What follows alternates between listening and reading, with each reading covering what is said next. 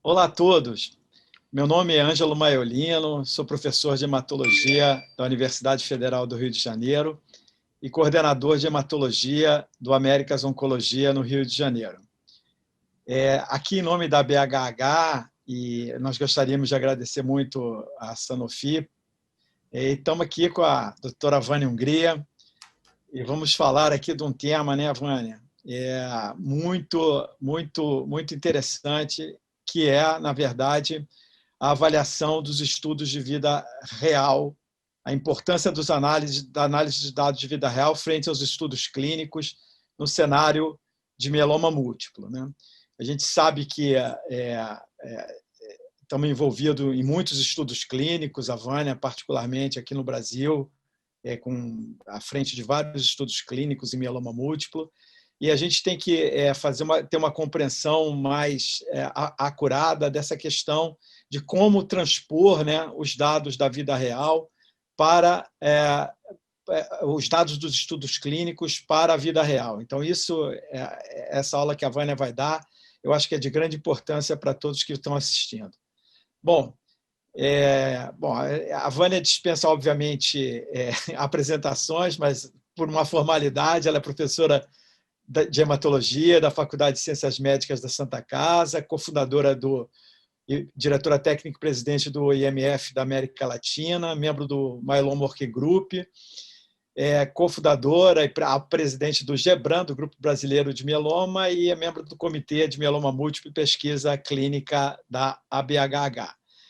Vocês podem fazer as perguntas pelo chat, aqui pelo bate-papo, né?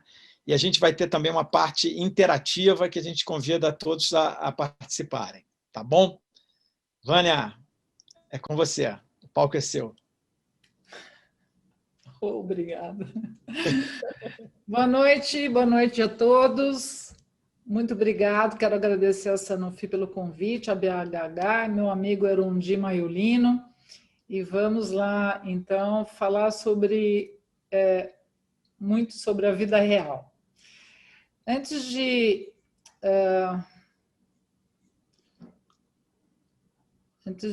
iniciar, vamos começar aqui. Não, ficou adiantado aqui, peraí.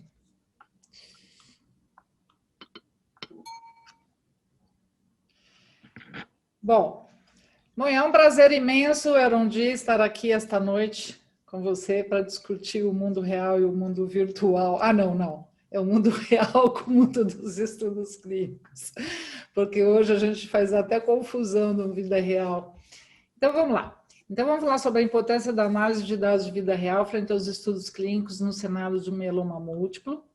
Aqui estão meus conflitos de interesse.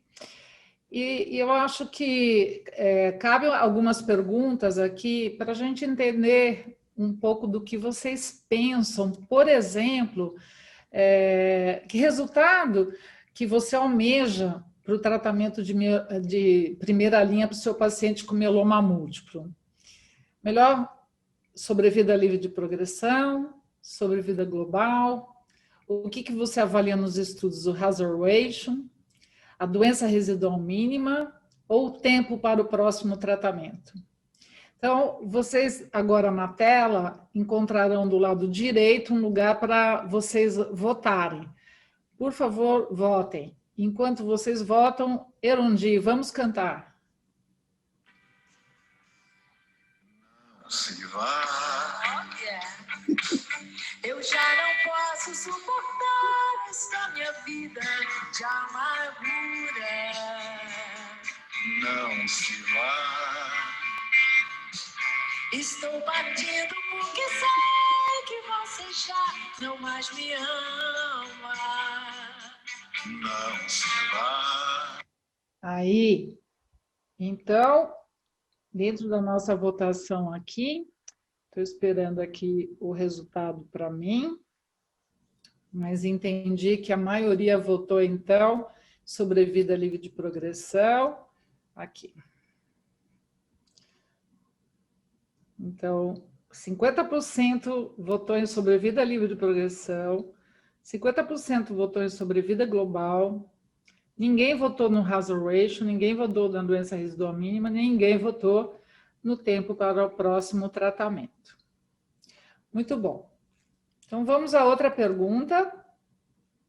Você realiza a avaliação de doença residual mínima na sua prática clínica, na sua rotina da prática clínica? Se sim, somente como um fator prognóstico.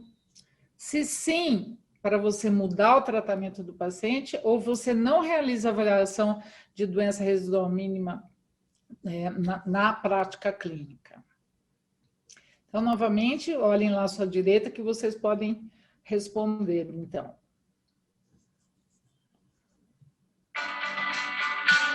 O seu ciúme é o culpado desta minha desventura. Não se vá. O nosso amor não é mais o mesmo, é melhor que eu vá embora. Não se vá. Não me abandone. Muito bem. Pois sem você Então, ainda a grande maioria não realiza, então, na prática clínica, a doença residual mínima. Essa é uma pergunta extremamente importante para uma noite como esta, né? Que nós estamos falando em vida real e os dados de estudo clínico, porque hoje em dia, como vocês sabem, tem inclusive estudos clínicos já desenhados, não só em desenvolvimento, porque como endpoint primário, a doença residual mínima negativa, né? Então, vários estudos.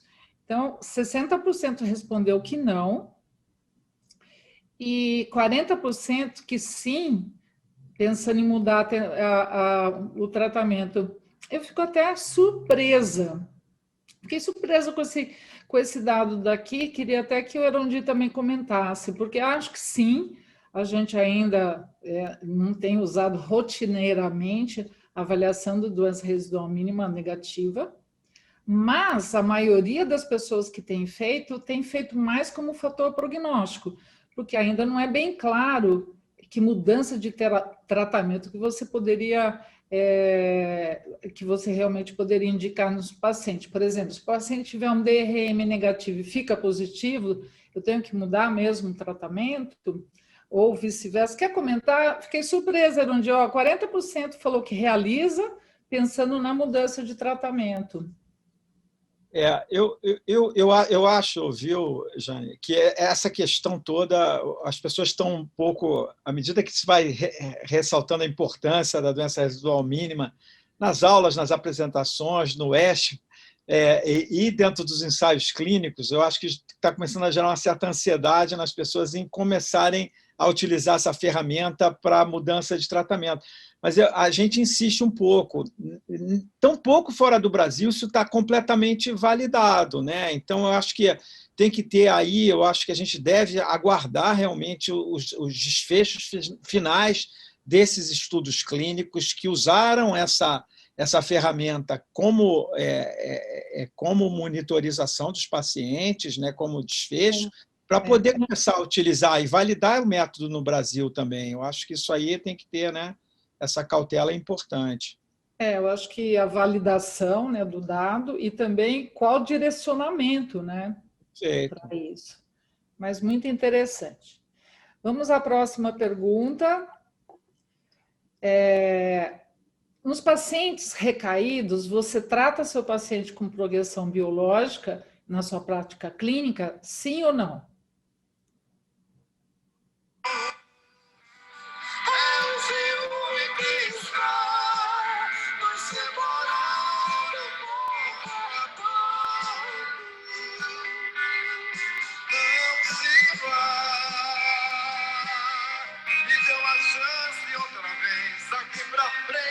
Tudo vai mudar.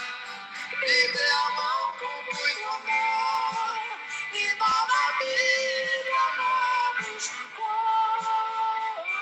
começar.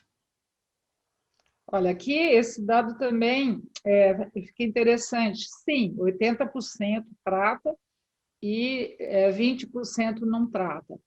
Vale a pena aqui também considerar que nos estudos clínicos que a gente vem comentando também, muitos pacientes têm critérios para entrar no estudo clínico com progressão biológica.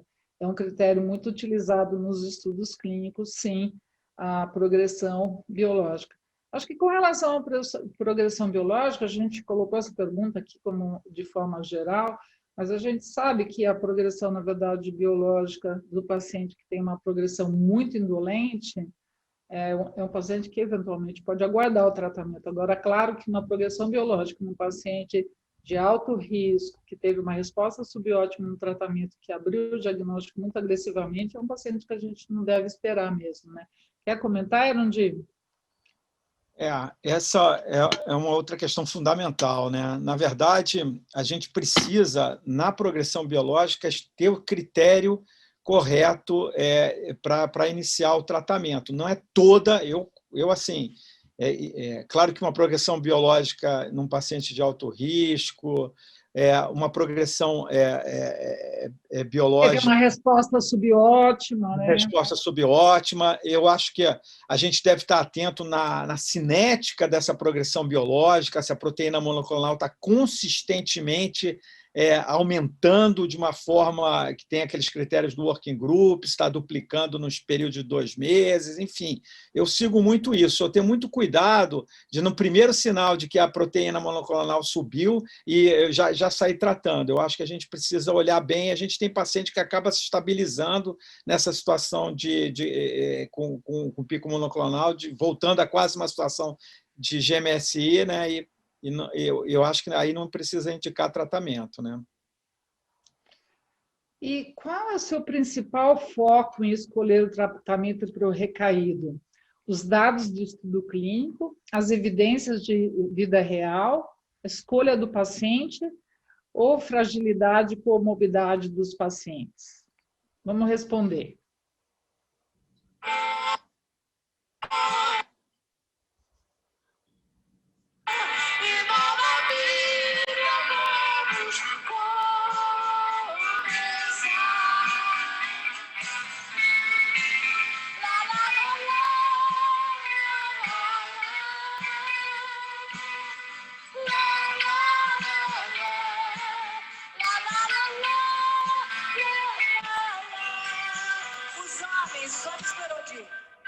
Bom, aqui 50% olha para os dados de estudos randomizados, 0% para evidência de vida real, 0% a escolha do paciente e 50% de acordo com a fragilidade e a comorbidade. Vamos para a última pergunta. Qual é a sua maior limitação de escolher o esquema de tratamento para o seu paciente? É acesso limitado às drogas, toxicidade das drogas ou comorbidade dos pacientes? Opa! As mulheres, eu já não posso.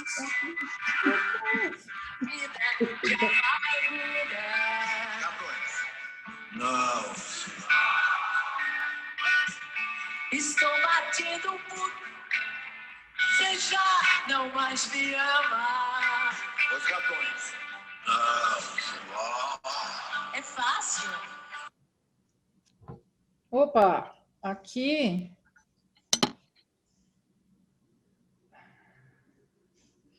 Então, aqui, 33% por acesso limitado, 33% por toxicidade às drogas, 33% por comorbidade. Nossa, foi absolutamente dividido. Então, agora acabamos já a nossa apresentação, Jane Erundi, eu vou seguir em frente para a gente falar sobre, então, essas questões. O que eu vou mostrar aqui para vocês? Na verdade, eu vou mostrar alguns dados de estudo que vocês sabem que está bem na moda mesmo, essa questão de estudo de vida real. Também quero dizer que hoje está tão, eu chamaria de na moda, essa história de estudos de vida real, que também a gente precisa se desenvolver um pouco mais no que realmente é um estudo de vida real. Não é meu propósito aqui, meu propósito é mostrar alguns exemplos, principalmente com dados que a gente tem da nossa região. é bem conhecido que mieloma múltiplo é a doença mais importante da medicina, e claro que os avanços no diagnóstico, no tratamento do mieloma nos últimos anos têm mudado a história natural da doença, aumentando a sobrevida. Os resultados geralmente vêm de estudos clínicos, e a maioria deles, estudos clínicos realizados em centros especializados, que não refletem necessariamente os dados de vida real.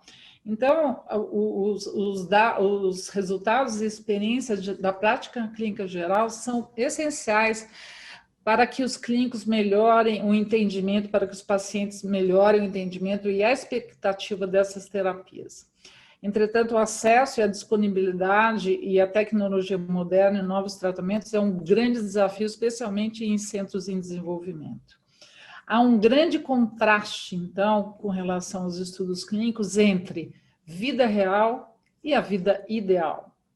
Então, quais são, então, os fatores potencialmente que contribuem para essa distância, né, para esse buraco entre a efetividade da vida real e da eficácia de um estudo clínico? A gente tem os fatores, então, clínicos, geralmente a seleção, né, pacientes idosos, pacientes com comorbidades são pouco representados, tem menos bias, tem uma subrepresentação de comunidades, os critérios de inclusão e exclusão são muito restritos, e também, dentro de um estudo clínico, você tem muito bem protocolado a modificação de dose, de acordo com tolerabilidade, duração do tratamento. E os fatores de vida real, que são as altas toxicidades para os pacientes que não são elegíveis para estudo clínico, para esses pacientes mais velhos e pacientes com mais comorbidade, a preferência e motivação do médico e do paciente, a distribuição entre os centros acadêmicos e da comunidade, o acesso, então, aos cuidados médicos e outros fatores, como, por exemplo, a descontinuação prematura de esquemas de tratamento, mobilidade, a distância do paciente para o hospital, número de visitas que requer durante o tratamento. Então, existem muitos estudos hoje de vida real mostrando esse problema da elegibilidade dos estudos clínicos e mostram essa diferença.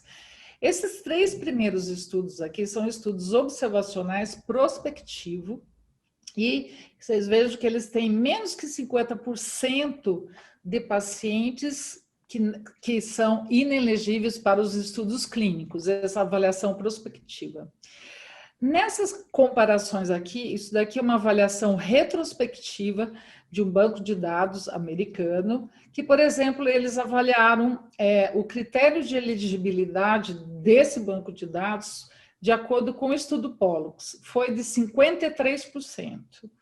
A mesma coisa desse banco de dados retrospectivo, que pacientes que eram inelegíveis para o estudo Eloquente, então foi 59%, para o estudo Turmalina, 65%, e para o Aspire, 74%. Então, você veja que na vida real, a porcentagem de pacientes inelegíveis ao estudo clínico realmente é muito alta. Nesse estudo de Registro Connect, avaliando prospectivamente, você considerando os critérios de elegibilidade, que pode excluir muitos pacientes dos estudos clínicos. Aqui, 40% de pacientes recém-diagnosticados são inelegíveis para serem incluídos em estudos clínicos, baseados nos critérios de exclusão, que normalmente são os mais comuns publicados.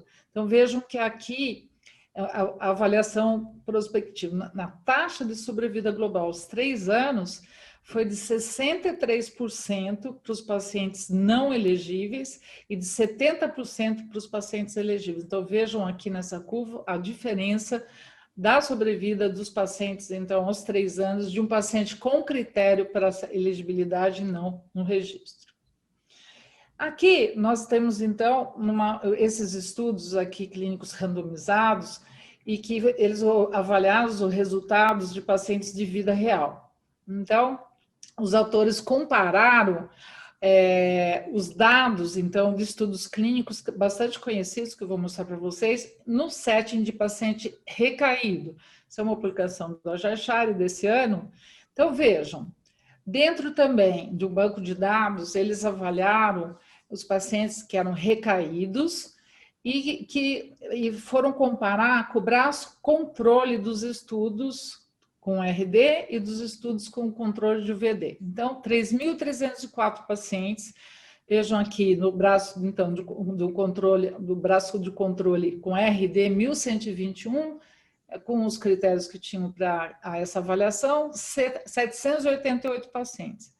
Vejo que de 788 pacientes, de acordo com os critérios do Aspire, Turmalina, Hipólocos e Eloquente, que estão descritos aqui, eles tinham, então, apenas 19,8% dos pacientes eram elegíveis para um estudo clínico, enquanto que, para cada estudo também, 80,2% dos pacientes são inelegíveis aos critérios do estudo clínico para o RD.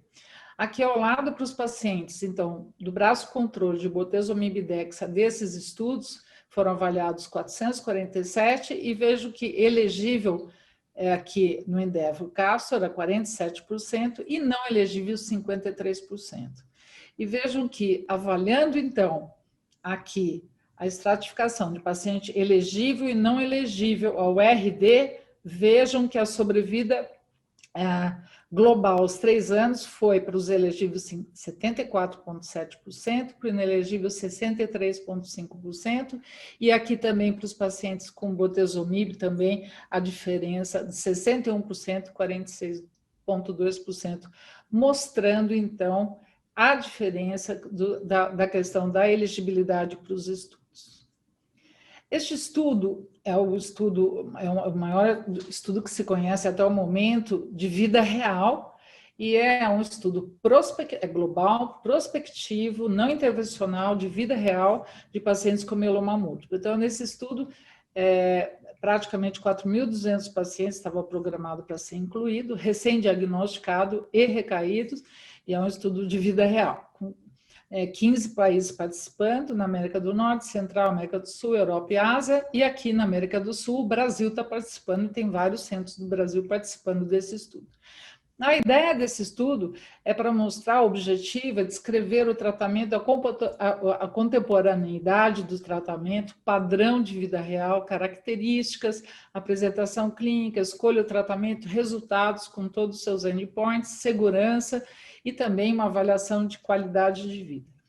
Então, esse estudo já tem várias apresentações, e uma das apresentações que tem a ver com o nosso assunto hoje foi o que a gente apresentou no ASH do ano passado, que é a avaliação, tentando mostrar como realmente os pacientes estão pouco representados, os pacientes da vida real, nos estudos clínicos, baseados, então, nos parâmetros laboratoriais e características basais. Foi feita, então, uma análise de 3.000 pacientes. Eu vou mostrar uma parte desse trabalho aqui, porque não haveria tempo para mostrar todo o trabalho. Mas aqui, então, foi analisada a taxa de elegibilidade nos estudos clínicos. Aqui dentro desse estudo, quantos pacientes, qual a porcentagem de pacientes que teriam realmente critérios para entrar no estudo clínico, tentar aqui analisar, então, quem é classificado como freio, avaliar, então, as razões de descontinuação, taxa de morte precoce, de acordo com a elegibilidade e a fragilidade, além da duração do tratamento e o tempo para o próximo tratamento. Então, aqui, só para vocês terem uma ideia de como o estudo, na verdade, ele não é intervencional, essas são as avaliações basais e as avaliações que ocorrem trimestralmente, vários dados aqui, e aqui também o resultado dos questionários, são aplicados 3 questionários para avaliação dos pacientes, do Patient Report Outcomes, e não tem nenhuma droga envolvida, não tem nenhuma mudança de tratamento, os questionários que são realizados, e os pacientes têm que ter um segmento mínimo de 5 anos. Então, vejam, apenas uma parte desse trabalho, volto a dizer para vocês que a proporção de pacientes inelegíveis baseados em pelo menos um dos critérios de exclusão, de 20 critérios que são standard, foram avaliados 3.201 pacientes, 1.761 recém-diagnosticados, 1.440 recaídos, e foram analisados esses pacientes, e vejam vocês, Quais foram os principais pacientes que tiveram critério de exclusão? A idade, 51,1, o paciente frail e os pacientes da América Latina e da Ásia Pacífica. Então, esses foram os principais pacientes que tinham critérios de inelegibilidade. Então, eu já vou direto para a conclusão, para não dar tempo de mostrar todos os resultados, mas aqui tem uma alta proporção de pacientes, 39,2% que foram inelegíveis, consistente com ou mais que já foi relatado. As razões mais comuns para a inelegibilidade foi história de malignidade, baixa clearance de creatinina, arritmia cardíaca. Análise de pacientes freios sugere também que esses pacientes foram pouco representados dentro dos estudos clínicos. Os pacientes que foram inelegíveis, baseados na presença do Krebs, dos sintomas Krebs versus comorbidades ou uma história médica, demonstrou um curto tempo de duração do tratamento e tempo para a próxima terapia. A presença dos sintomas Krebs também pode indicar que tivesse mais doença agressiva, resultando em mais sintomas e que isso levasse a uma descontinuação mais curta do tratamento também, como também o tempo para a próxima terapia. Dentre os pacientes com sintomas Krebs que foram inelegíveis devido aos sintomas, a duração do tratamento, o tempo para a próxima terapia, parece ser mais curto para pacientes com sintomas Krebs que foram elegíveis. Esses pacientes podem ter mais sintomas, uma doença mais severa, o qual pode ser associado com pior prognóstico, versus aquele paciente com recaída sintomática. Então, esses dados estão bem em linha com esses dados dos critérios de inclusão, que incluem pacientes, então, com recaída bioquímica e recaída sintomática. Os pacientes inelegíveis pareceram mais, provavelmente eles tinham assim, mais linhas tiveram mais opções não, mais linhas de terapia e tiveram também morte mais precoce do que um paciente elegível aos estudos clínicos. Isso pode ser devido à presença de aumento de comorbidade, como também a doença, tendo mais doença sintomática, baseado na severidade dos sintomas Krebs, combinando, então, afetar a sua habilidade para ficar no tratamento. Então, você vê que os inelegíveis acabaram fazendo mais linhas de tratamento, foram trocando também mais tratamento ou tiveram uma morte precoce. Os pacientes que tinham um status mais intermediário feio, pareciam receber menos linhas de tratamento, ser mais provavelmente ter uma morte precoce do que os pacientes FIT. Esses achados enfatizam, então, a discrepância entre pacientes tratados na rotina clínica e pacientes em estudo clínico, e a importância dos dados da vida real para avaliar a efetividade das opções de tratamento, e, obviamente, a gente precisa de iniciativas continuadas para aumentar, então, a elegibilidade de pacientes dentro dos estudos clínicos, que é muito importante. Um outro dado, que é um dado da nossa região, esse estudo que foi publicado o ano passado, o estudo OLA, que é um estudo observacional retrospectivo. São 30 instituições de 7 países, 1.103 pacientes. E aqui, vejam, aqui mostrar mais ou menos, aqui as características do paciente estratificado para o transplante. Então, vocês vejam apenas 2 detalhes aqui, por exemplo. Vejam que a idade dos pacientes aqui, 63% dos pacientes abaixo de 64 anos, 37% abaixo de 65, o que não é o comum na literatura, né? Vocês sabem que a porcentagem de pacientes acima de 65 anos é mais alta do que abaixo de 64 anos.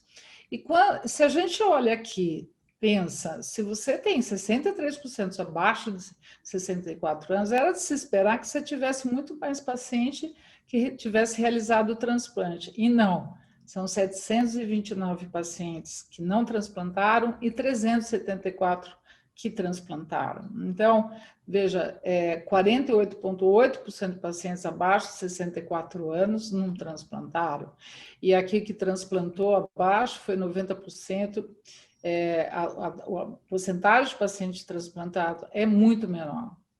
E quando você olha para o clínico e para o privado, aqui a relação está maior do público, 55,8%, que a gente espera até mais, no Brasil seria por volta de 75%. E quando nós olhamos aqui o não transplante, é claro, mais frequente no público e no privado tem essa diferença. Então, na verdade, são diferenças que a gente conhece bem da nossa região. Então, nesse trabalho, lembrar que é de 2008 a 2015 e é avaliado até 2016, qual foi o principal tratamento? Talidomida, que está aqui em vermelho, então todos os pacientes, a grande maioria dos pacientes resolveu talidomida, principalmente os pacientes que não realizaram transplante.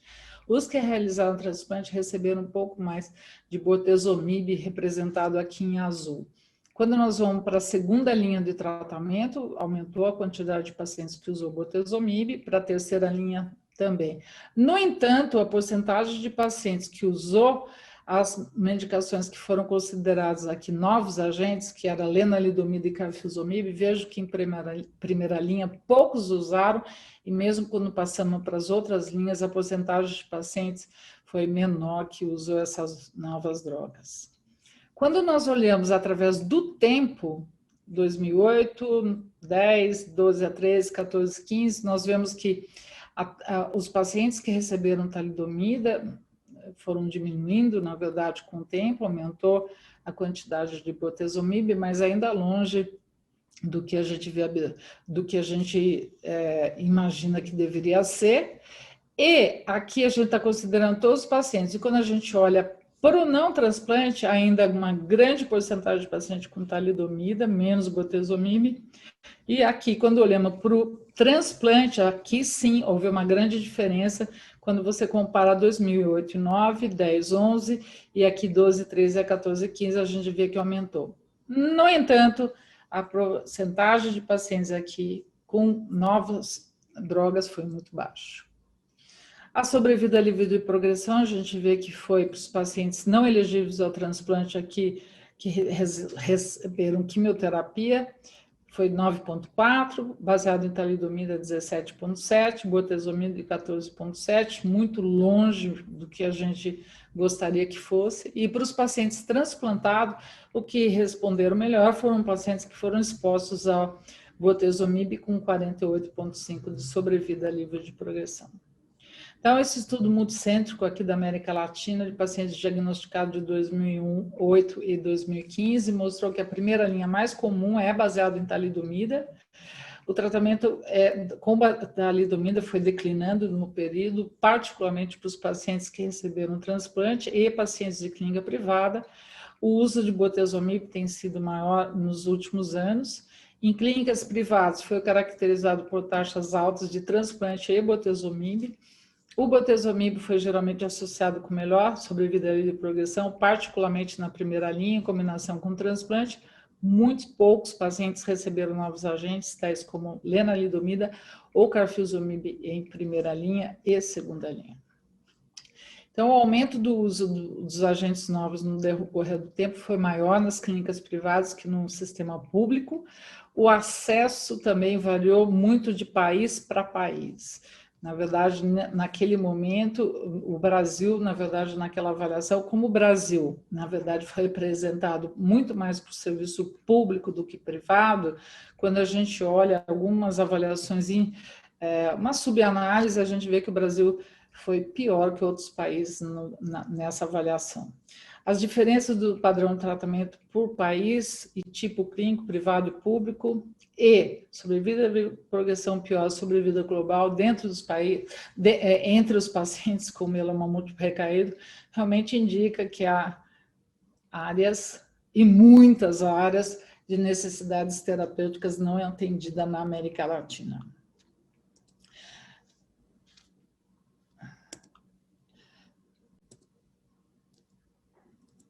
Desculpa, mas... Falando um pouco, então, de resposta do tratamento, né, já que colocamos essa pergunta hoje aqui, Então, todo mundo conhece muito bem esse estudo espanhol que mostra que realmente a definição de resposta completa é subótima, que o que importa e faz diferença mesmo é a doença residual mínima negativa, que faz toda a diferença quando a gente está avaliando. Então, remissão completa é subótima, a sobrevida livre de progressão, quando olhando de doença residual mínima, tem uma sobrevida livre de progressão muito superior. Também um outro dado que na verdade, a colocação que a gente fez aqui hoje, aguardando a opinião de vocês. Os dados do estudo mostram que realmente a doença residual mínima negativa é um fator prognóstico de muito peso. E aqui, nessa publicação do grupo espanhol também, você veja que a gente vê bem a diferença de pacientes, a sobrevida e progressão de pacientes que têm uma doença residual mínima negativa indetectável e persistentes, tanto sobrevida livre de progressão como sobrevida global. E mais importante ainda, é mostrando que ela é útil também para pacientes de alto risco ao diagnóstico. Vocês olham aqui à esquerda, aqui, os pacientes não teve diferença da sobrevida livre de progressão para pacientes que tinham doença residual mínima negativa, mesmo pacientes de alto risco, RSS3, enquanto aqui do lado B, vocês vejam que houve diferença sim para os pacientes que tinham doença residual mínima positiva com relação ao alto risco dos pacientes. Também a gente já tem dados mais atualizados do que esse, mas a avaliação do PET-CT num estudo francês mostrou também que não basta a gente avaliar a doença residual mínima negativa dentro da medula, tem que avaliar dentro e fora. E aqui mostra que os pacientes que tiveram PET-CT negativo e avaliação de doença residual mínima negativa foram os pacientes que tiveram melhores resultados. E aqui todo mundo já conhece bastante o critério de doença residual mínima negativa, mas lembrar que além de avaliar fora da medula e dentro da medula, ou por citometria ou por sequenciamento, a sustentabilidade da doença residual mínima negativa também é muito importante. Então, isso é um foco bastante atual e que provavelmente vai nos dirigir a entender não só como fator prognóstico, mas como entender também o segmento, o direcionamento desses pacientes. Então, a interpretação dos dados através dos estudos clínicos de mieloma entre os estudos clínicos e vida real são análises muito complexas, que têm muitos fatores confundidores de interpretação de eficácia, segurança e efetividade entre os esquemas. A comorbidade é o maior problema no tratamento dos pacientes com mieloma múltiplo, que pode levar a uma limitação da escolha da terapia, dependendo de toxicidade, do comportamento, do risco de complicações. E os estudos de vida renal são altamente importantes para a gente avaliar, então, o status atual de pacientes não selecionados fora do escopo de estudos clínicos e comparar as modalidades de tratamento com relação às recomendações e diretrizes. Então, a reavaliação dos critérios de elegibilidade dos estudos clínicos randomizados é muito importante, é necessário para melhorar o recrutamento sem comprometer os estudos clínicos para determinar a eficácia. Então, ambos, estudos clínicos e os estudos observacionais, fornecem informações complementares que são extremamente importantes para a decisão do tratamento. Os estudos observacionais têm mostrado a discrepância entre pacientes tratados na rotina clínica e nos estudos clínicos randomizados, levantando e mostrando a importância dos estudos clínicos de vida real para a gente avaliar a eficácia e as opções de tratamento e as comparações de tratamento. O acesso limitado para novos agentes devido à aprovação ou incorporação também contribui para essa discrepância e devemos seguir e melhorar as nossas discussões, não só de política, como de preço para esses agentes, é extremamente importante. E eu termino aqui no meu tempo, 19h47, seria 19h45, apenas 2 minutos a mais, e estou à disposição. Maravilha! Temos aí 15 minutos, então, para a discussão. Vânia, primeiro, parabéns aí não somente pela apresentação, mas também aí pela liderança aí desses dois estudos, particularmente do OLA e do Insight, né, que você apresentou. E realmente a importância de ter os dados de vida real. A gente tem algumas perguntas aqui, mas eu queria fazer esse comentário, né, porque muitas vezes a gente leva o dado do estudo clínico, né, e isso, o estudo clínico gera na gente uma expectativa de que isso vai ser, de alguma forma, reproduzido. Não que o estudo clínico porque o estudo clínico ele é fora da realidade. Os critérios de inclusão, né, você há de concordar comigo, de exclusão, eles têm uma razão de ser, né? Eles Sim. procuram proteger, né, particularmente o sujeito de pesquisa, né? Então, às vezes a gente brinca que o paciente tinha lá o critério era 1.000 neutrófilos e o paciente tinha 900 e não entra no estudo, né? Mas isso eu acho que é uma coisa importante entender, que esse cenário é um cenário protegido, né? Mas quando a gente extrapola para a vida real, a coisa muda. Aí já tem uma pergunta aqui, podemos pensar então que os resultados dos estudos clínicos, curvas, PFS, OS, serão na grande maioria das vezes superestimados nos estudos clínicos? Não, não é superestimado, não. É a questão da elegibilidade. Então, veja, quando você...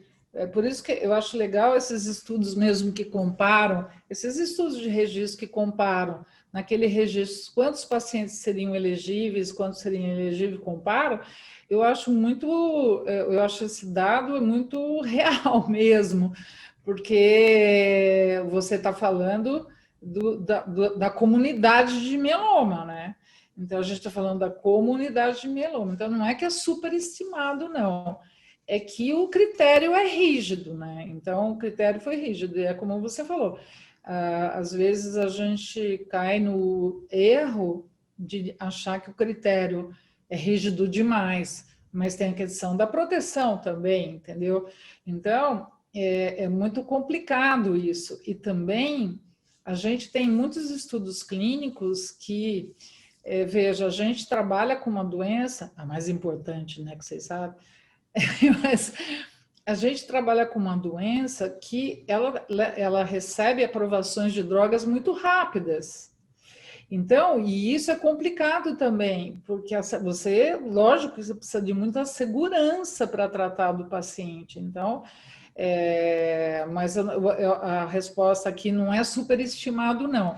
É que o critério é muito rígido. E o que a gente acha é que o critério, a gente precisa aumentar esse critério, mas também com segurança, que você não pode correr o risco de colocar o paciente numa situação de risco.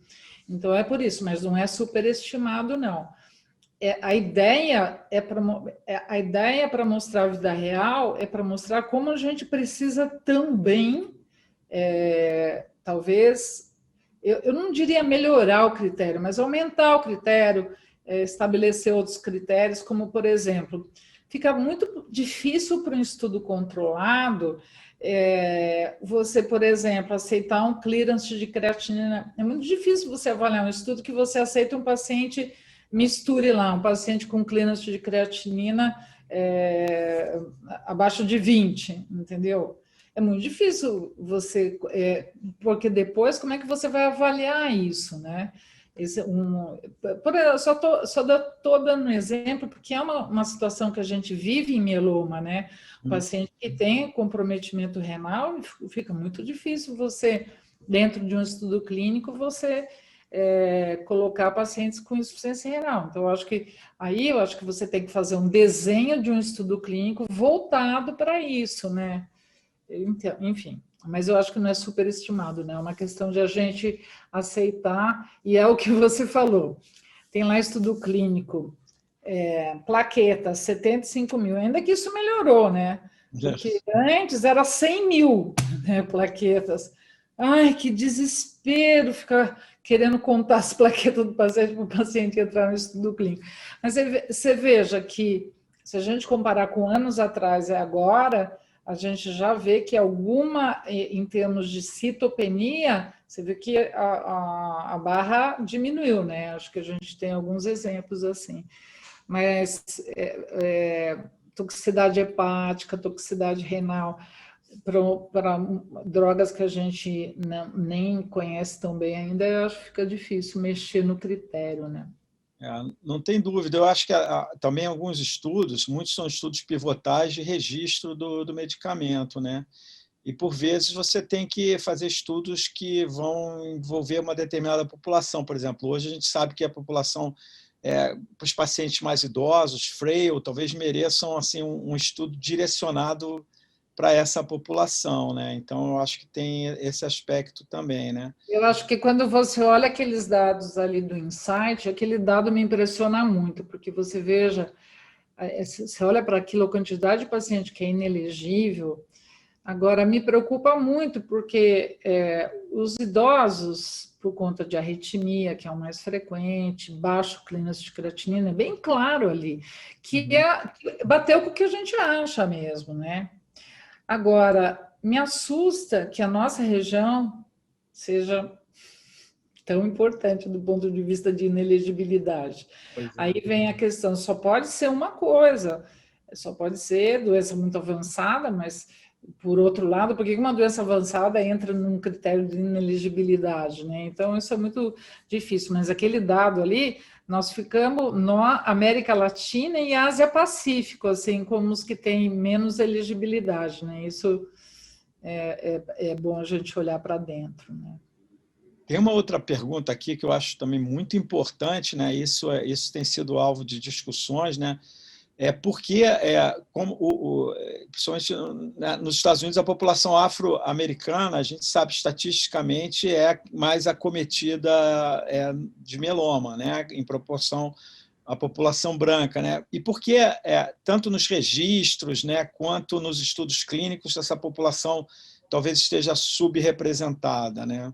Não só subrepresentada, como maltratada, entendeu? Não é só isso. Tanto que agora, com todos esses movimentos que estão acontecendo, reparem, que eu já venho chamando atenção para isso. Podem ver que em estudos mais antigos, nem falava na distribuição direito. Agora, inclusive no Oeste, agora semana passada, teve uma apresentação muito legal, inclusive, acho que foi na sessão plenária, inclusive, de leucemia mieloide aguda na minoria, que mostrou uma diferença bárbara entre a população branca, entre os afro. Aí houve até uma discussão por que os hispânicos não estavam envolvidos no estudo, enfim. Então, é assim, e tem se falado muito e mostrado muito nos estudos que tem artigos publicados aí mostrando que realmente a inclusão da minoria é muito pequena, mas aí é uma questão socioeconômica também, né? Porque, na verdade, está pouco representado por uma questão socioeconômica, né? Essa é a leitura também, né? Mas pouco representada nos estudos clínicos, sim. Várias pessoas, desculpa, Aaron, de interromper, mas várias pessoas nos Estados Unidos têm levantado essa bandeira. Várias pessoas, vários centros têm levantado essa bandeira de ficar mostrando dentro dos estudos clínicos como essa população está pouco representada também. E a discussão cai nessa história de nessa de leucemia mieloide aguda que foi demonstrada, sobrevida mais baixa, tudo, ficava claro a questão socioeconômica também, né? Que era muito da questão socioeconômica também. Outra pergunta, também acho extremamente importante, você aí à frente aí do GBRAM, do Grupo Brasileiro de Mieloma realmente aí da parte em relação à coleta de dados. A gente tem uma estatística muito precária de mieloma aqui no Brasil, né? A gente não tem dados oficiais, esse é um problema, e eu acho que você podia falar também um pouco da necessidade do registro e da possibilidade de ampliar o registro para, a partir do registro, também ter a oportunidade de fazer mais e mais estudos de vida real. Eu acho que essa é a base de tudo, né? A gente não tem dados oficiais, a gente tem os dados que nós fomos construindo, né? Então, a gente tem os dados de pacientes de 98 até 2004, que era totalmente retrospectivo, de 2005 a 2007, acompanhando até 2012. Agora tem os dados também do estudo Mais Breve, que também é um estudo da Takeda aqui do Brasil, que foram coletados dados, esses dados vão ser apresentados no ano que vem, então dá para a gente construir uma história, 98, né? A gente vai ter dados de tudo isso. Tanto que a ideia do registro agora, só que o registro que nós temos, que está com 1.300 pacientes diagnosticados a partir de 2018, esse é o primeiro que é quase totalmente prospectivo, porque muitas vezes as pessoas põem o dado atrasado, mas ele é o mais, assim, eu diria que é o mais prospectivo agora e que eu recomendo que todo mundo participe. Mas quando a gente olha para os nossos dados, 98 a 2004, 2005 a 2007, a gente vê que pouco andou em termos de porcentagem de paciente que a gente tem muito esse problema, a porcentagem de paciente elegível ao transplante e que vai para o transplante, infelizmente, que isso já eu acho que é super preocupante mesmo, que nesse nosso dado, a gente de novo está vendo nesse prospectivo que tem muito paciente elegível ao transplante que não transplantou. Então, só isso já mostra que o cenário mudou, mas para pouca gente, não mudou para tanta gente, né? Enquanto os pacientes privados acabam tendo muito acesso, o paciente do serviço público de saúde ainda sofre com a falta de transplante, acesso ao transplante, tudo. Infelizmente, esse cenário, eu acho que a gente, mesmo agora nessa avaliação de 2020, não quero mais falar em 2020, quero falar em 2021 mesmo. Ainda a gente não tem ainda... E é uma coisa que quando a gente fala de custo, né, Irungi sabe dizer isso melhor do que eu, quando se fala de custo de transplante, até... Porque é um tratamento tão mais barato, né, e a gente tem toda essa dificuldade, né, enfim. Realmente, as diferenças de acesso no Brasil acabaram se aprofundando. Um lado foi muito positivo, as aprovações regulatórias melhoraram muito, mas isso aumentou o desafio do acesso no sistema público, né? Porque a gente tem hoje, a maioria dos medicamentos aprovados aqui no Brasil e ainda distante, agora que conseguimos o bortezomib nesse ano para aprovar a entrada na Conitec, e ainda nem saiu a autorização do financiamento. Então, a gente tem um longo caminho, acho que, a percorrer aqui em relação ao acesso para diminuir essa distância, é urgente.